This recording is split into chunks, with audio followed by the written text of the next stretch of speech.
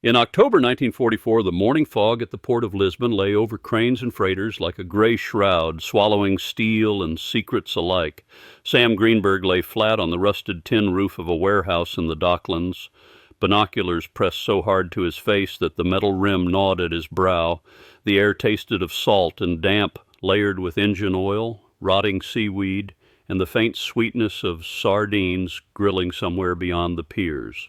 He was not hunting war criminals. He was not breaking cipher traffic. He was watching the far berth and the freighter named Seagull. On the Seagull's deck, in the brief gaps between sweeps of a searchlight, a few workmen slid a wooden crate out from a stack of similar boxes and onto a truck waiting beside the pier. The stencil on the crate read, "Industrial Machine Tool Components, number HS7743. The whole operation was smooth and practiced, ordinary enough to disappear inside the port's nightly noise. But Sam had been watching it for 3 days. His right index finger tapped lightly against the seam of his trouser leg without his noticing. It was not Morse. It was a physical habit, the way his body kept time while his mind ran numbers. A copy of the original cargo manifest for HS7743 was tucked in the inside pocket of his jacket. On paper, the crate weighed 2 tons. But the arc of tension in the hoist cable and the way the truck's leaf springs bowed under the load pointed, in his private rule of thumb, to something closer to 3. Weight did not lie, unless the crate held something other than machine tools. The truck's taillights flared, and it rolled off into the port's maze of roads. Sam did not follow. Tail work required a team, and he was alone. All he could do was take what he could, the faded emblem on the transport company's door, the sequence of the lead seal number on the crate, and the last 3 digits of the license plate. Cold fog condensed on his breath. It also condensed somewhere in him, in a place he did not like to touch. He knew he had just witnessed an elegant swap or a diversion, one of those quiet physical maneuvers that mattered more than any shouting in a war of finance. Value changing form, ownership washed clean, borders crossed under a different name. His weapons, if rubber-banded financial statements, telegraph copies, and carbon paper manifests could be called weapons, felt weaker than the fog itself. Sam Greenberg had once been an accountant in the Federal Bureau of Investigation's Financial Fraud Unit. Now he was a special advisor at the Office of Strategic Services, Lisbon Station Asset Tracking Section. The core of that long title could be reduced to a single word: auditor. His war was not on the beaches of Normandy or in the forests of the Ardennes. It lived in balance sheets, cross-border settlement cables, and the blurred ink of photocopied insurance papers. His enemy wore tailored suits and moved in and out of private rooms at Credit Suisse, talking about safe haven assets and cross-border trust structures, not tank columns. His current target was a vast pool of wealth codenamed Phoenix, joked about in intelligence circles as the Nazi leadership's doomsday piggy bank. Its true purpose was to keep the core figures alive when defeat came, and to provide hidden funding for the post-war order. Sam's task was to trace it and, if possible, freeze it before it slipped into the maze that would follow the war. Back at the OSS safe house, disguised as a small import-export company, Sam fed the port observations into a chart he had built into something monstrous. The walls were plastered with company names and people, bank codes, transaction dates, and place names: Lisbon, Zurich, Buenos Aires, Macau.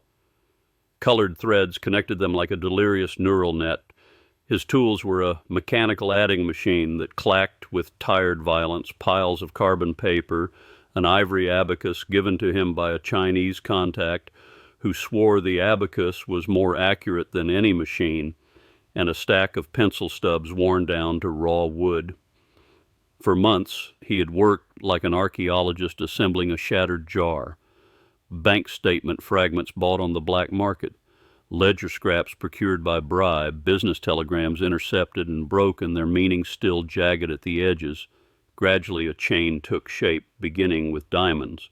Diamonds seized across occupied Europe, pushed through Swiss auctions to acquire legitimate paperwork, converted into bearer bonds or negotiable instruments, then funneled through Portugal's neutral port into shell companies in South America or the Far East. The paperwork was clean, the origins were not. At the core of that chain sat a Swiss banker named Frederick Klaus. Elegant, educated, and known in Lisbon social circles as an art patron, he cultivated a haze of polite intimacy with local political and business figures. He served the Nazis, but he seemed to serve himself even more. To him, the war was a cracked landscape in which to play an intellectual game, how to build an invisible financial siphon and keep it hidden in plain sight. Sam's breakthrough came from cross-checking hundreds of disjointed exchange records and insurance documents. In the flows Klaus handled, money routed toward a foundation in Liechtenstein. Sam found a fixed, repeating anomaly. About every 3 months, one transfer ran about 15% higher than the normal commission or operating cost, and that excess went into an account belonging to a trading company registered in Montevideo, Uruguay. The percentage was too regular to be chance. It looked like a system. It looked like a rake-off. Sam spent a night with the adding machine, running the numbers until his fingers split on the paper edges. When the final totals snapped into place, when the model fit without a hairline gap, he was hit by a rush that was half exhilaration and half cold vertigo. This was not error, it was embezzlement. Klaus, the architect of the siphon, had quietly built a side pipe for himself. Find a weakness and you need leverage. Sam tried the most proper path first. Through an OSS-developed local relationship, he contacted an acquaintance in Portugal's central bank in the department overseeing foreign exchange controls. They met for a discreet lunch in a restaurant well away from the waterfront. Sam did not reveal his OSS connection. He posed as an American commercial representative and with care asked whether Portuguese regulators had interest in or access to queries about unusual flows involving certain Swiss and Uruguayan accounts. The man showed a flicker of bureaucratic curiosity and promised to look into it. 48 hours later, the answer arrived through a dead drop, a hurried note. Involves German interests. Higher levels advise extreme caution. Inquiry postponed indefinitely. Do not contact me again. The pressure had come straight from the German embassy, fast enough to make Sam's stomach turn. He stood at the safe-house window with the note crushed in his fist, watching Lisbon's bright, almost mocking sunlight. For the first time he could feel the moat clearly. Legal loopholes, diplomatic privilege, political bribery, naked intimidation poured together into a wall. Any chance of forcing an investigation through official Portuguese channels dropped to zero. He had evidence of Klaus's theft and no door to put it through. Klaus and his Phoenix pool remained safe inside a fortress made of neutrality rules and quiet political agreements. Sam's chart still sprawled across the wall, threads converging on a target he could see and still could not touch. The stalemate hung over him like the sea fog outside, heavy and adhesive. If the official route was stone, the only crack left ran through Klaus himself, through that 15% and the Montevideo channel. But Lisbon's black market intelligence network ran on a different set of rules. Lies, double deals, sudden violence. OSS could provide cover documents and some money. It could not guarantee his safety in every step he took into that mud. The contact was in a back room of a broken-down bar in Alfama. The air was sour with spoiled wine, cheap tobacco, and the damp breath of stone walls. The broker was a Portuguese man with a slack jaw and eyes that darted like a rat's. He called himself Fernando. The trade was cash, U.S. dollars, no receipts. Sam's request was precise. Confirm the true controller of the Southern Cross Trading Company in Montevideo and produce evidence linking it to Frederick Klaus. Fernando counted the bills with irritating calm, his lips moving soundlessly as if measuring risk. "German business," he said at last, lifting his eyes. "The price is different, and anything I give you might be a gift." Black market code. The information could be bait, a deliberate plant. Sam nodded to show he understood. His heart beat steadily behind his ribs. He had brought more than money.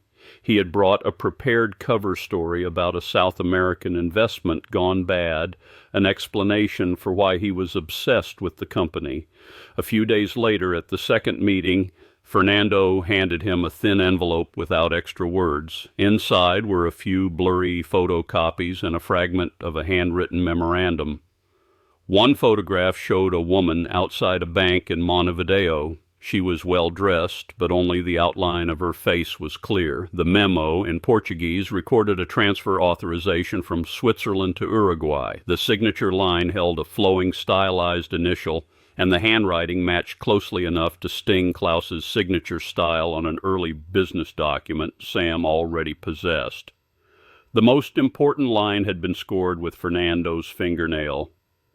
Beneficiary instruction, Ms. Anna Mira. Anna Mira. In OSS background files, Klaus was known to keep a long-term mistress in Zurich by that name. The chain close. That regular 15% flowed into a channel controlled by Klaus's mistress. Not a mistake, not a one-off. A systematic betrayal. Sam felt the chill of victory, and the victory carried no warmth. He had proof against a single man who worked for one of history's most brutal regimes, protected by layers of diplomacy and money. How did you turn evidence of greed into a blade that could cut Phoenix? Back at the safe house, Sam drafted a detailed assessment. He did not ornament it with emotion. He stated findings in hard sentences. Klaus is skimming. The skim can be traced and corroborated. The weakness can be exploited to damage Nazi trust in Klaus and his network, potentially paralyzing Phoenix's liquidity. He proposed a passive exposure operation, one that would cause the Germans to discover the embezzlement on their own. His immediate superior, a middle-aged officer codenamed Hawk, read the report in an office fogged with cigar smoke. Hawk had fought in the First World War. He believed in discipline, linear tasking, and measurable outcomes. He took off his glasses and rubbed the bridge of his nose. "Greenberg," he said, "your accounting is impressive, but our directive is to track and, if possible, freeze Phoenix assets. What you are proposing sounds like a carefully engineered smear, getting our enemies to fight each other." "It is leveraging an internal contradiction, sir," Sam said, standing straight, tone even. "Direct freezing is impossible legally. If we can make them freeze it themselves, the effect is the same. Better, even, because it permanently contaminates the credibility of that funding chain. And the risks?" Hawk put his glasses back on, eyes sharp. 1. How do you make sure these leads land in the right hands without alerting Klaus, without giving him time to clean his tracks or accuse us of forging evidence? 2. If the operation is detected, the diplomatic blowback is severe. We would be conducting a clandestine defamation campaign on neutral soil against people under diplomatic protection. 3, and most important, he paused, it is mission drift. OSS is not a psychological warfare unit, and it is not your personal chessboard. The argument was calm and exhaustive. Sam laid out control points, emphasized third-party channels, anonymous and fragmented delivery designed to resemble an internal tip or accidental leakage. Hawk listened, then ended it with a small final gesture. "Your discovery is valuable. I will file it in background, but the operation is denied. Continue your financial tracing. Find a more direct, asset-based break. That is an order." The door closed. Sam stood alone in the corridor, hearing the distant ticking of a telegraph key. Hawk's refusal was not cowardice. It was a different calculation of risk and duty. That wall was stronger than Portuguese official stonewalling because it came from his own system's logic. Obedience was a soldier's habit. It was also the price of keeping the job, of continuing to fight in any form at all. But the cold arithmetic would not leave his head. He could see the crack. He could see the one method that might truly quiet Phoenix. If he let it go, the money would vanish into the post-war maze and feed what it was supposed to destroy. For 2 days he kept working on the surface, sorting accounts and updating charts, but he could not settle. He replayed Hawk's risks and found he could not dispute their severity. That only hardened his conclusion. Conventional routes had failed. On the third evening after hours, Sam did not leave. He sat in the dim office, the pool of a desk lamp lighting only a small circle of the tabletop. Outside, Lisbon's lights came on one by one, the illusion of peace. He took out the classified report copy on the Uruguay account and stared at it for a long time.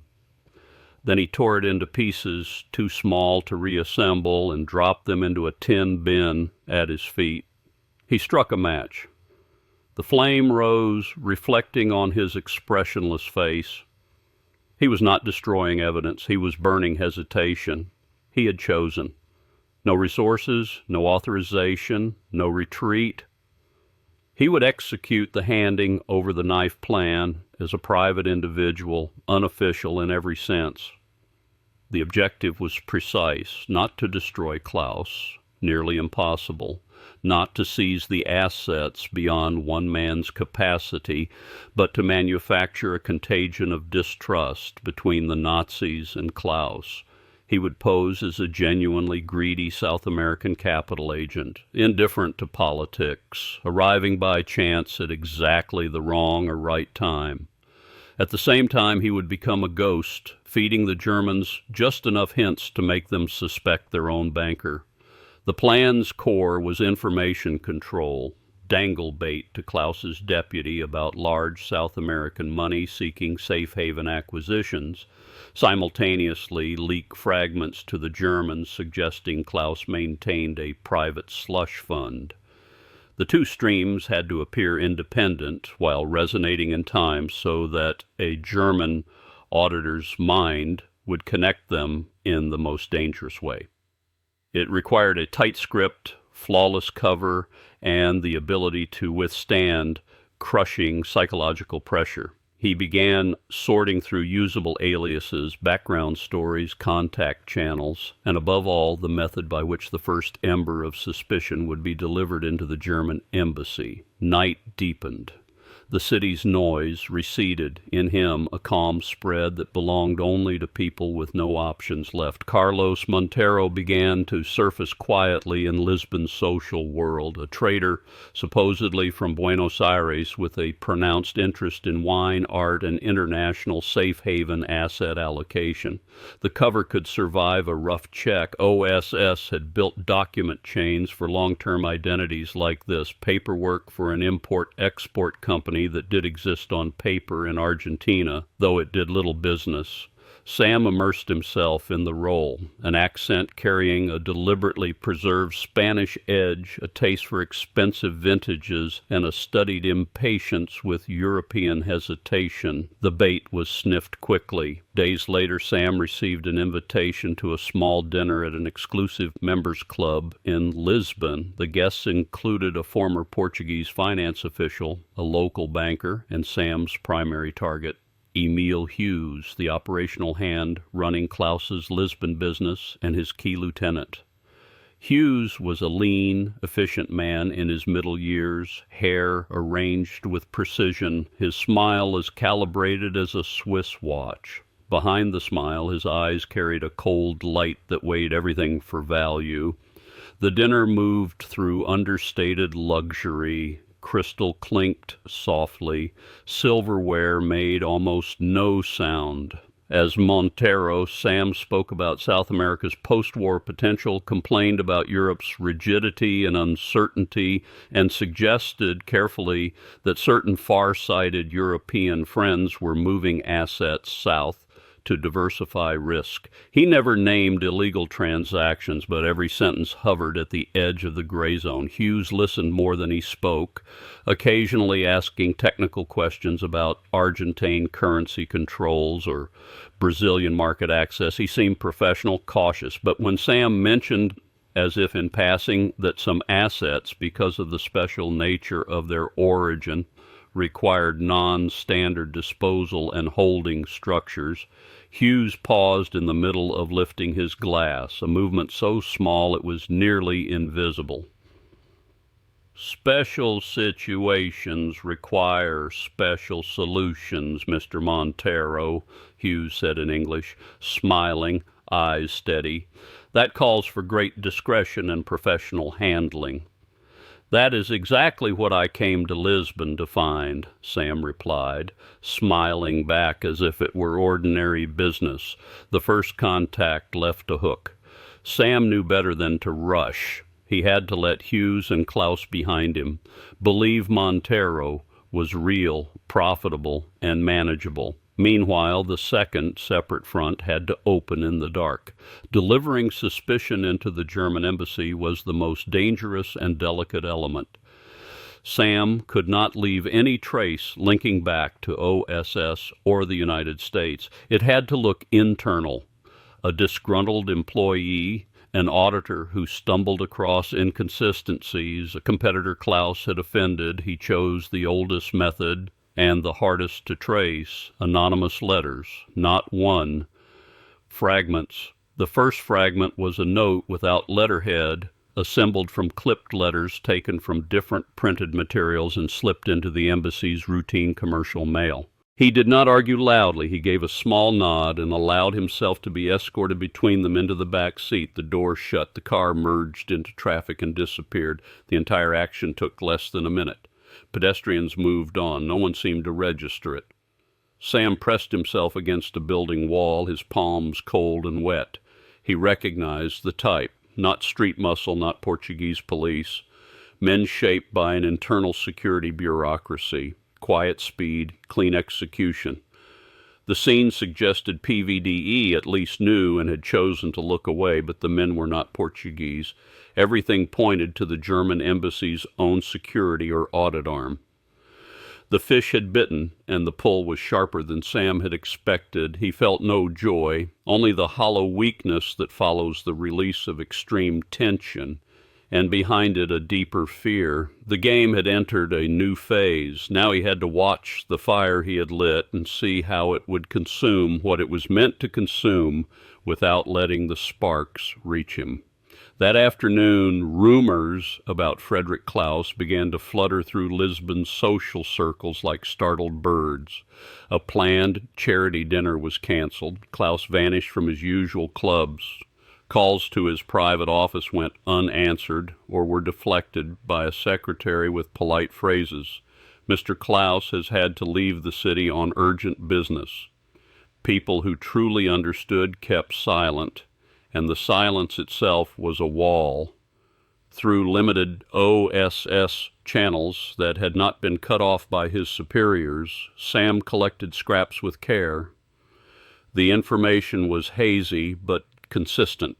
Inside the German embassy, certain offices and file cabinets tied to Phoenix had been placed under audit procedures. The action was low profile but thorough. At the same time, PVDE increased its quiet patrol presence in several blocks around the Swiss embassy, more performative attention than aggressive pressure. The combination was telling. The Germans were cleaning their own house, but they needed local enforcement's tolerance to keep the surface orderly and avoid a diplomatic scene. PVDE's cooperation implied the Germans had offered a narrative of internal misconduct, not espionage.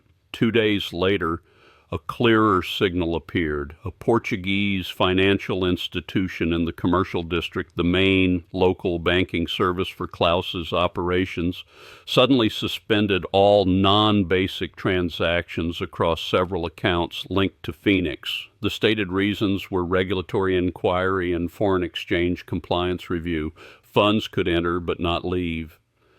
The accounts went into a kind of preservation status. Liquidity was locked in place in an instant. It was not a legal judgment. It was what a financial system did when it smelled political risk and a credit crisis, a reflexive spasm. The money was still there, the numbers had not changed, but the money was dead, at least for now. Sam saw Klaus one last time behind the iron gates of the Swiss embassy in Lisbon. He stood at a distance near a park bench with a newspaper in hand, looking like a bored tourist. The afternoon sun pulled long shadows off the building. After a while, a side door opened. Klaus emerged, escorted by a Swiss diplomat and another aide. He was dressed as carefully as ever, but he had lost the calm of a man who believed he controlled the room. His back was slightly bent, as if something had been drawn out of him overnight. He did not look around. He got quickly into a sedan with diplomatic plates already waiting. The window tint hid the inside. The car drove off without sirens, without urgency, simply folding into Lisbon traffic. No public dash to an airport, more like relocation to a controlled neutral location for safekeeping or discussion. His future would depend on the complicated diplomatic bargaining between Switzerland and Germany and on how much leverage he still possessed. But whatever happened, his Lisbon stage had ended. Back at the safe house, Sam faced Hawk. The cigar smoke in the office seemed thinner than usual. Hawk did not look at him at first. His gaze stayed on the window. "The bank sent an informal notice," Hawk said, voice neutral. "Operations on relevant accounts have been suspended pending clarification. The Germans appear to be conducting some kind of disciplinary cleanup." He paused, then finally turned. His eyes were complicated. "We received a low-key complaint through neutral channels from Berlin," Hawk continued, vaguely worded. "Someone is attempting to interfere with commercial activity in an unprofessional manner. No names, no specifics. Usually that means they took a hit, but do not want to make it public." Sam stood and waited. No praise, no rebuke, only the facts. "The report you submitted about possible skimming," Hawk said, his fingers tapping the desk without his noticing, "now appears to have had a certain predictive quality. The action was non-standard. The process cannot be written into a formal report. The result is hard to quantify. No asset has been officially seized. No target has been extradited. On the books, Phoenix still exists, only temporarily unusable. Our mission objective is to cripple it, sir," Sam said evenly. "In practical terms, right now it is crippled. At least for a while, that money cannot become bullets, false passports, or propaganda leaflets." Hawk studied him for a few seconds, as if weighing a sentence he chose not to speak. Then he nodded once. "Extraction orders came in," Hawk said. "Your cover has run long enough. Risk is accumulating. 48 hours. A flight is leaving. Clean up every trace. Report only what can be reported." He extended a hand, not a salute, but a short handshake, the grip heavy. "Safe travels, Greenberg. Your methods, I will remember them." The handshake was a wordless acknowledgement and also a boundary line. Credit belonged to the apparatus. The controversial method would remain personal. Sam returned to his temporary lodgings and began to burn paper, not only operational traces, but everything tied to Carlos Montero, business cards, forged letters, scattered notes from meetings with Hughes. He fed them into a tin bin and lit them. The flames licked the pages, curled the edges, and turned them into black ash that lifted and fell like black butterflies. Heat warmed his face, and he felt an odd emptiness, not the emptiness of failure, but the emptiness of success, whose shape was vague and incomplete. On paper, he had not captured a man, not seized a cache, not provoked a trial. He had done something harder to describe. He had made money stop moving. He had made a system doubt itself. The airplane cut through cloud. Below lay the Atlantic's endless dark blue. Sam leaned against the window without sleep. He was not calculating the operation's success rate or his personal risk now. He was calculating something more abstract, the proportion of assets he had touched and contaminated versus the proportion that would escape or had already escaped. He understood that this might become the permanent rhythm of his work. No total reset, only an endless game of percentages, reducing the usability of hidden wealth by making it unsafe to use. Time jumped to 1962. Washington, D.C., inside a government office building where the air conditioning produced a steady, low hum. Sam Greenberg was no longer young. His hair had gone gray. He wore a conservative suit pressed clean, and the identification badge on his chest marked him as a special advisor to an interagency advisory committee within the Treasury Department. The office was bright and orderly. Outside the window, the street moved with the busy regularity of peacetime.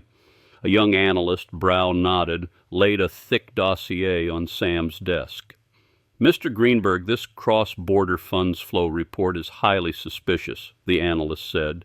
"The pattern is questionable. It almost certainly involves illegal sources and tax fraud, but every path runs through layers of offshore companies and correspondent banks.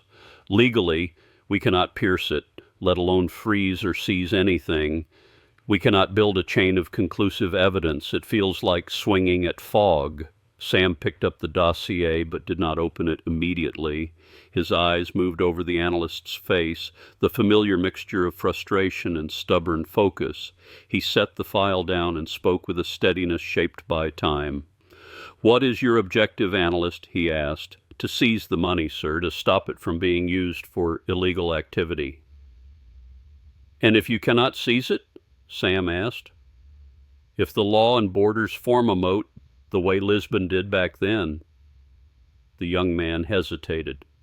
Sam took a pencil from his drawer and tapped the cover where a complex flow diagram nodded across the page. "Then perhaps you change the objective. Your goal is not always to catch the money. Sometimes the more effective goal is to make the money too hot to hold." The analyst looked up, confused, curious.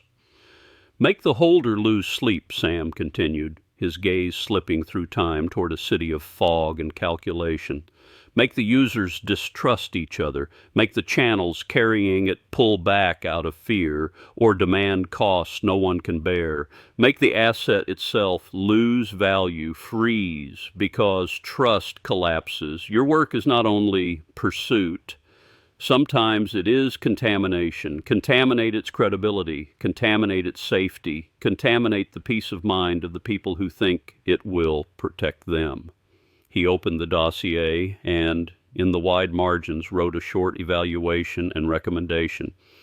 The core idea was calm and precise, no different in essence from the nights in Lisbon when he built charts on the wall and designed traps out of paper and doubt.